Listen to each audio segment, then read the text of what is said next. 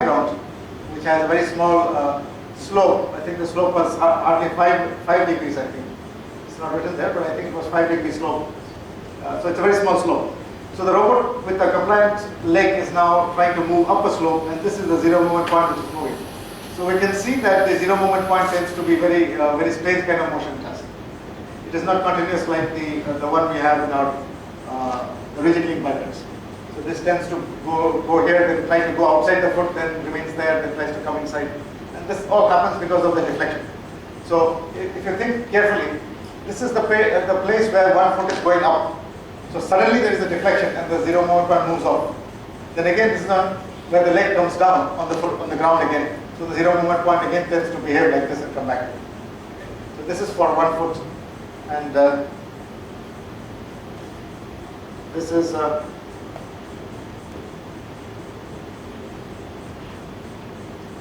is rigid link. So this is the walk of biped robot with rigid link, having the kind of simulation trajectories which we had shown. So what we had done is we basically replaced that one with a semicircular curve shape, and then we did all the analysis to see what the fellow behaves like.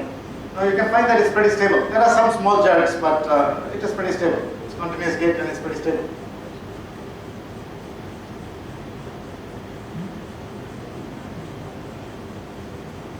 So this fellow is the compliant one. Now you can see that the compliant link is in there.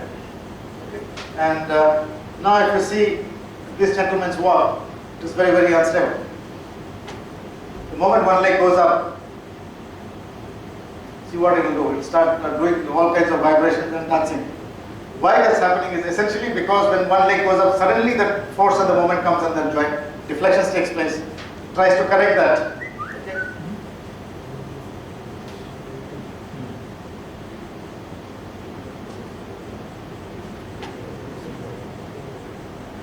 So the moment it takes up its leg, it tends to be, and it can take up the leg, the step length is pretty small. If it tries very long step length, it will fall immediately.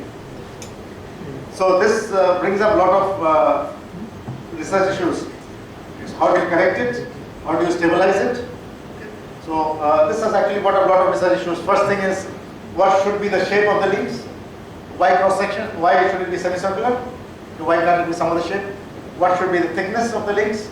What should be the material of the links? What should be the width of the links? Etc. etc. The second question is, when it is becoming unstable or vibrating, how do you correct it? How do you design a stabilizing controller for this one? And so this has also given rise to a lot of interesting research issues. The next thing that we are looking at is running and jumping. So because this fellow has a lot of compliance, when it jumps, it tends to land and then land nicely. It doesn't fall.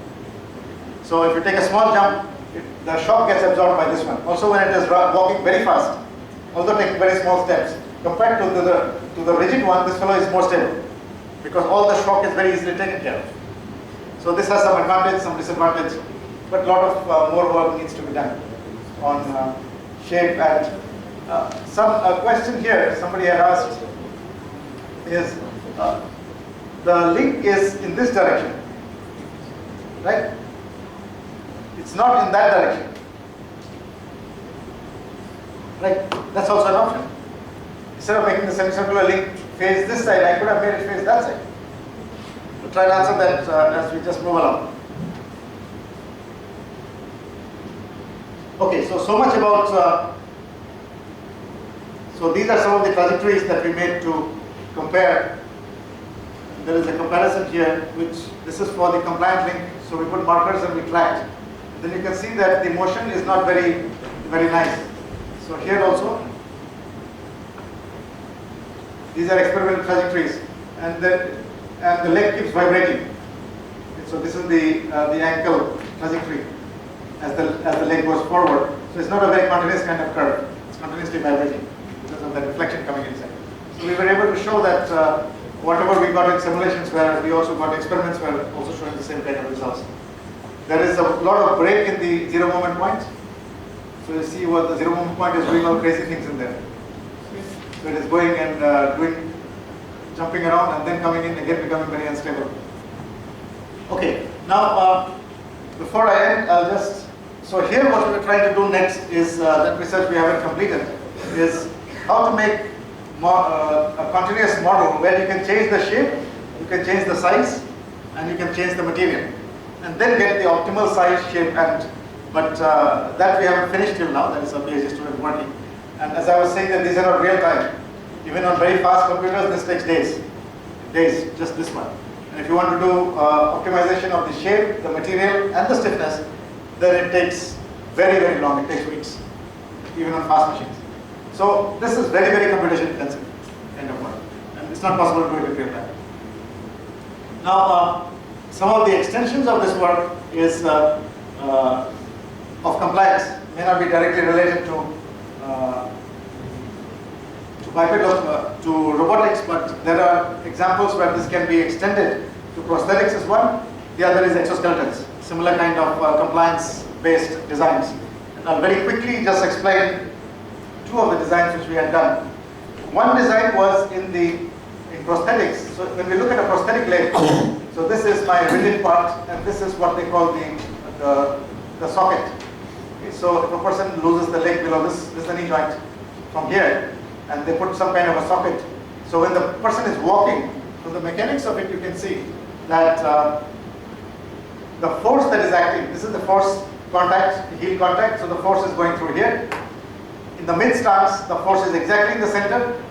In toe off stance, the force is going right at the back and causing a moment there.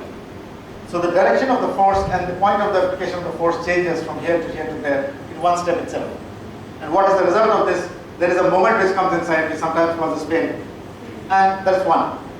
Second is, because of change of temperature, because of, this is a living tissue, so it will change its shape, etc., etc. So this socket will sometimes become loose, sometimes it will become tight, and all kinds of things happen. So if you could make something which is adjustable, okay, to the shape by putting some kind of compliance, and if it can actively change that compliance, then maybe we have a better design. So what we had done, I will just explain. How many of you have seen this one? Blade Runner. Blade Runner. Yeah, Blade Runner. In the Blade Runner, the blade is on the reverse side. This is the question I asked in that biped. The semicircular link was put like this, not like that. In the Blade Runner also, it is like this. It could have been that side also, like this. Any reason why? So in the Blade Runner, if you look at the curvature, it is like it is backward. It is coming like this. It kind of mimics his ankle. Ankle shape is also like this. But that would be the same if you did it like this also. But the ZMP, the way it moves ahead, probably this shape will be helpful. Helpful, yes, but how? So from mechanics point of view, or from zero moment point, because we were talking of biped locomotion, if you look at the velocity ellipsoids, if you do the manipulation ability analysis, and you look at the velocity ellipsoids at that point, then you'll find that the velocities are acting in this direction. If the curvature is like this, then the velocity is in the forward direction. If the curvature is this side, the velocities are in the backward direction. So if the person is trying to go forward, the velocity is actually trying to go backward. So it will be extremely difficult for the person to walk with the shape which is on the other side. So in the biped robot also we designed, when we did the velocity analysis, we found that the manipulation ability, so what you basically do, find the singular values, look at the ellipsoid directions, major axis, minor axis. So if I put the cross section like this, the velocity goes in the back direction, and if I put it like this, it goes in the front direction. So that's the reason why the Blade Runner has a blade in that direction. Otherwise it will be difficult to run forward. But the person can run very fast backward otherwise. Okay. So this was one. So what we did here is, in the socket we put different kind of sensors. Okay, force sensors, slip sensors. And then when a person was walking, we were able to measure the various forces, torques, slips acting at the socket and the stump. And we recorded them. And so what we did is, based on this recorded data of the slip and the force acting between the stump and the knee and the socket, we were able to design. So basically we found that in the stump, these are the positions where the maximum forces act and the slip takes place. So we were able to design a prosthetic leg which has compliance, And this compliance is provided by this magnetorheological fluid. So it's basically a fluid. And the property of the fluid is that you can change its viscosity by changing the magnetic field, which essentially means you can change the stiffness property. So you can make it you can change K. So you can make it very stiff or you can make it very soft. So by putting different sensors onto this and by putting this compliant pad in there, we were able to make a socket which can actually measure the forces acting and can change K based on that. And this basically shows control of slip. That means relative motion between the socket and the stump and the forces acting. And this is control with slip. This is without control. So without control, the forces are like this. Sorry, this is tangential force and slip force. So essentially, without control, you get better. It is somewhere here, the tangential forces. And with control, it is higher, which basically means that if you change K, essentially you get better fit between the socket and.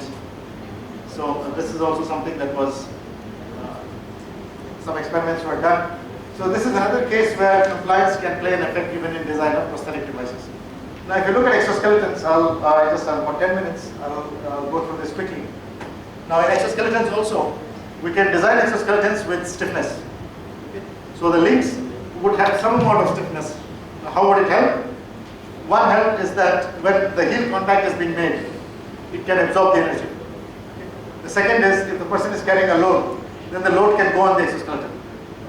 So this is to do with design of, and how we design it is basically by first looking at the human trajectory. So we put markers on the high part and the shank part, and when a person walks, you just record the data first. You can see how the person walks. Now, how does it help? If you look at the trajectories, this is the trajectory of the person at knee joint motion. So if this is my center, then this would have a trajectory about that point, and the trajectory is something like this. Now, if you see very carefully in the leg joints, arm joints, finger joints, these are not revolute joints. That's one fundamental difference. So if you look at a revolute joint and this joint, this does not have a center of rotation. It has a variable instantaneous center of rotation. So in mechanisms, you can have a variable instantaneous center of rotation. So the center of rotation is not fixed, but it's a variable. So if I design a revolute joint robot and try and get the motion back, I will not be able, because the centers won't match. So we need to design mechanisms for giving motion here and giving motion here. And from your study of mechanisms, undergraduate, so the simplest mechanism which can give you a varying instantaneous center is which mechanism? So which revolute joint has a fixed axis of rotation. So it cannot be used for doing this kind of motion. 4 bar is the simplest. You can have 5 bar, you can have spherical. But 4 bar is the simplest. So what we did is we recorded the data, and based on our recorded data, so essentially this is a recording of the data. This is a 4 bar, and you would have studied how to, so this is essentially a path generation problem. So design a 4 bar mechanism that is going to give back the same trajectory as that of the hip and the knee. And design a 4 bar. The 4 bar should be the smallest, so that it doesn't take much space, and it should be able to give back this. So we basically use what is called the 3-point generation, and we write our loop closure equations. So essentially the loop closure equations have about 10 variables, of which 6 are free variables. That means for different positions of the fixed link, you can get different 4 bars. So basically what we did is we did optimization to find out what is the smallest 4 bar whose coupler tip is going to follow the trajectory and the link lengths are going to be the smallest. This optimization essentially finds the smallest 4 bar which is going to give back the same trajectory. And we optimized it using GA, and we got, so the optimization variable, the objective function is to get the minimum distance between the human trajectory and the 4 bar trajectory. So this is the objective function. So using GA again we found, so the 4 bar looks something like that. This is the coupler, this is the 4 bar, this is the fixed link, this is the coupler, and that is the rocker. So it's a crank rocker basically. And this can give back the knee joint trajectory. So we see that there is a pretty good match between the coupler trajectory and the human trajectory, which is not possible by means of a revolute joint. And we did the same for the knee joint. So the knee joint also seemed to indicate a pretty good balance between the human trajectory and the 4-bar trajectory. So the 4-bar, this is the coupler, that's the 4-bar. So this fellow tends to give back the human trajectory pretty accurately. Then we did a couple of things like, of course, we designed it and we did CAD-based analysis to find the stresses. We did gravity balancing. Gravity balancing essentially ensures that that the potential energy of the system remains invariant to change of position. So what would happen is, if a person is wearing it, so if I make an exoskeleton like this will have a motor, it will have linkage, so it will have some weight, and the weight will go on the person. So the person will have to take the weight, which makes it uncomfortable. So if I do gravity balancing, it basically means I put a spring such that the potential energy of the system becomes invariant to change of angle. So how is that done? So that is essentially done by, so here, so this is my 4-bar. Now if I can put a spring and connect it here, such that the potential energy of the system becomes invariant. So if I write my equations of motion, this is simple geometry. This is my kinetic energy and this is my potential energy. So if I combine that, I essentially find that this is the energy, right? The total potential energy becomes invariant if this fellow becomes 0. So if I look at the potential energy versus the distance, and this is the distance. So this is my distance d1. So depending on where I put my spring, the potential energy will start varying. So this is my d1 and this is potential energy of the system. So if I put a very potential d1 is somewhere close to here, then the potential energy is very high. If it is somewhere further off, the potential energy is very low. So based on that, we can choose a value of d1 and then put the d1 accordingly. So what would happen is the spring would take the load of the exoskeleton. Similarly, we could do that for the knee joint. Exactly the same procedure, making the potential energy invariant of position. And this is the final design. This is also still quite big because the motors are coming outside.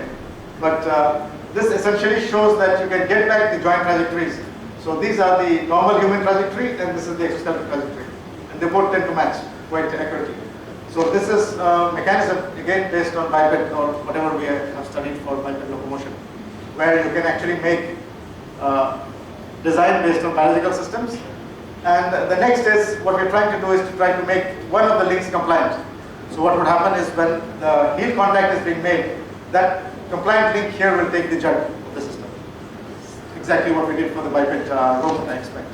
So these are some of the, so this does give, this experimental result shows that you can get back the trajectories, human trajectory very, very accurately.